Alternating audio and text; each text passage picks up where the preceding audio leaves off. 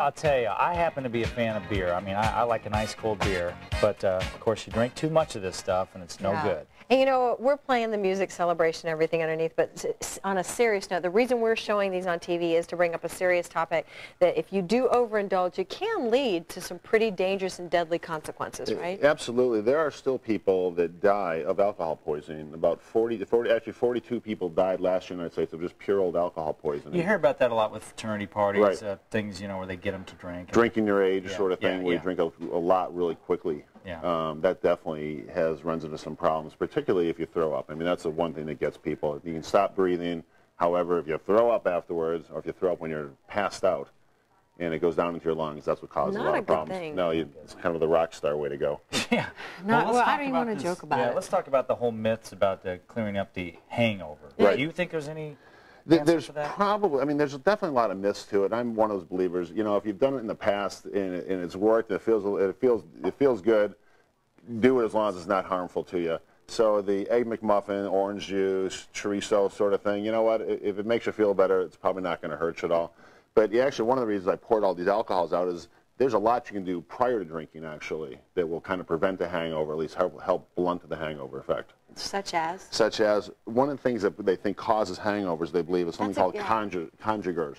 And the kind of the theory goes that the clearer the liquor, the less conjugars that are in it, and the less hangover you have. So, for example, when they did one study of comparing people who drank whiskey to people who drank vodka, the hangovers decreased by about a factor of 10. So about 30% got a bad hangover from whiskey, or about 3% got the same hangover, what they rated the same hangover from vodka. Well, let's talk about the clearer the better. Two popular drinks, beer and red wine. What's more likely to give you a hangover? The red wine, right? This is, well, actually, yes, because it has more conjugars in it. Now, however, if you put Guinness with a dark beer next to red wine, it's probably about the same.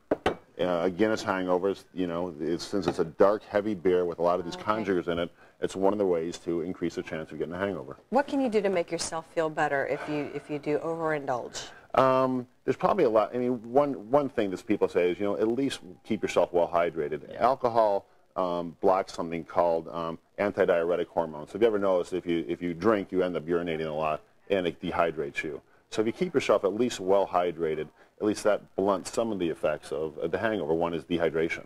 Yeah, maybe have like a water every other drink. That's what I said, or take a sip of water, you know, every time you take a sip of alcohol. And then the other thing is, you know, limit your alcohol. I know this is, you know, for you out there who are, you know, laying there in bed right now watching this, it's probably too little too late.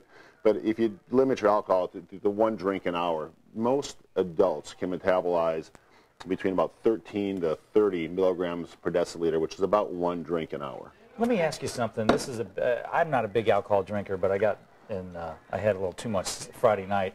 Red Bulls are these new things that people are drinking. Is that a Red Bull? This is not a Red Bull, but it's a high energy drink. I don't know why the label's upside down, but you drink them to stay up. You know, it's like caffeine, I guess. Well, the big drink is Red Bull and vodka, which I'm not a vodka drinker, but I had these. They go down easy, I will say, but they killed me. I was so sick. What is it about that combination? But I also had a friend saying it's dangerous because Red Bull's an upper and alcohol's a downer, so don't do that. Well, it'd be like, you know, it'd probably be the same as drinking Diet Coke and vodka, you know, with the caffeine. And I'm not sure what's actually in Red Bull. I know it's some herbal supplements like ginseng and then a lot of caffeine as well. And there's a lot of actually sugar in it. It's relatively high caloric content. Yeah. I don't know if it's in effect dangerous. Yeah. It was for me that night. I can guarantee you that. They probably go down relatively easy though. Send your comments and letters. Well, I don't drink straight alcohol. I mean, I'm just not. I like beer and that's it. But man, it got me. All right. Well, and then just quickly, because I know we're out of time. But out of all these drinks, if you want to just really go easy, doesn't white wine have the lowest, or is it beer has the lowest alcohol content? Actually, a light beer would probably be the lowest alcohol content, ounce per ounce. Okay. White wine is relatively low. Okay. All right. John, thank you so much. I'll tell you what. There was his website, nextcare.com.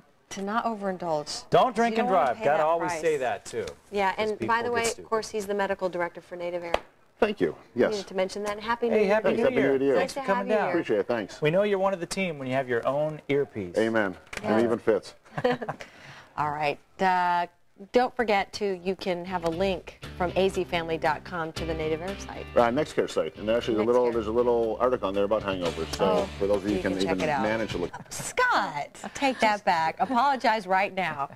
Apologize right now, because you will be later. That's right. One of my resolutions was I was going to be more positive for this New Year. And I don't think that was the new Scott. They're really drunk. That was not the new Scott. All right, we're back talking to Dr. Shufeldt and Amelia about hangover cures, anything related to alcohol, that kind of stuff. And one thing here that I was picking their brains about recently, you know, Kate, my daughter, she's almost 5 months old, and I've heard a number of people, my mom, say that when your baby's teething, what they do is they dip their finger in whiskey and then rub it on the baby's gums. And you said that's actually kind of dangerous. Well, Does it work? Alcohol will numb their gums up a little bit. However, kids absorb alcohol very quickly through their mouth. And one of the problems we see kids who even get into an ounce of alcohol and drink it, it really bottoms their blood sugar out.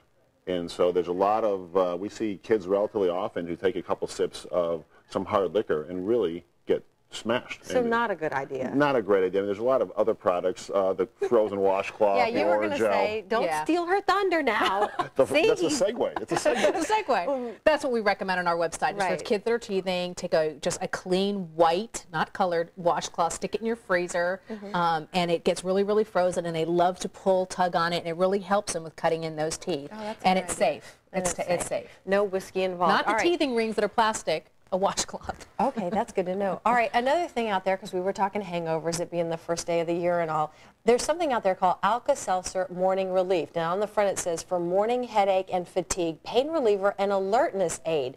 Dr. Shufeldt, what's in this, and can it help? Well, there's two things in it, other than the bubbles. One is aspirin, and the other is caffeine. And so we talked a little earlier, caffeine is, you know, the Diet Coke, which I live on, or coffee, and then aspirin's pure old aspirin. So will it make people feel better? Yeah, absolutely. I mean, aspirin typically makes people feel better. The actual funny thing about aspirin is they did a study with these medical students, and they gave half of them aspirin, and the other half didn't take anything. They all drank the same amount. And the people who took aspirin actually had much higher levels of blood alcohol. And the theory was that aspirin actually helped the stomach absorb alcohol. So the people that took aspirin prior to drinking actually got more drunk than the people who didn't take aspirin. Wow, that's very interesting. Your favorite thing to do if you've got a hangover? You know what? If you know you're going to abuse yourself, take care of your body before and afterwards. I mean, definitely with the vitamins, eat healthy, drink your water, you know, baby your body going into it, and then absolutely afterwards, you know. 2 or 3 drinking days in a row, not a good thing. Take care of yourself. Not a good thing. Take care of yourself. All right, so there you have it. Alcohol, you know, just like anything in excess, it just breaks your body down, and it's not a good thing. No. So am I right on that? Absolutely. And the people, you know, I see people all the time, and I look at their age, and I look at them, and I'm like, wow. Yeah, and it's alcohol and smoking. It is invariable. I have a question since you touched on it, and Scott has been ripping on me about this, is one of my New Year's resolutions was to cut down on diet soda. And I know a lot of folks out there, you know, drink diet soda or soda.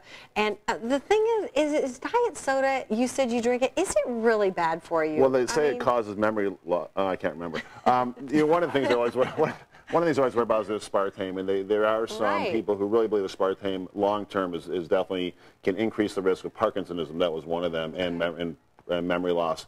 You know, frankly, I don't know. I do drink Diet Coke. And carbonation also dehydrates your body, so that's not a good thing either. And carbonation, don't they say too much of it can cause osteoporosis? That I have not heard of. I don't believe that. But I definitely know that it dehydrates the bubbles in anything, whether it's clear or whatever, will dehydrate your body. And the dark sodas is just a bunch of coloring. Well, the caffeine actually is a diuretic, so that will make you... You know, I saw Amelia drinking a diet soda. Never. No. I did. No. Just it wasn't me. It wasn't her. It wasn't her. Wasn't me. But the thing is everything in moderation. Amen. Of course, if you have like one a day, it's better as opposed to like 10 or 12, 13. That's right. All right. There you have it, Scott. One a day. You heard the doctor say it. It ain't a bad thing. We'll just forget about what Amelia said. Okay. All right. We'll let you get away.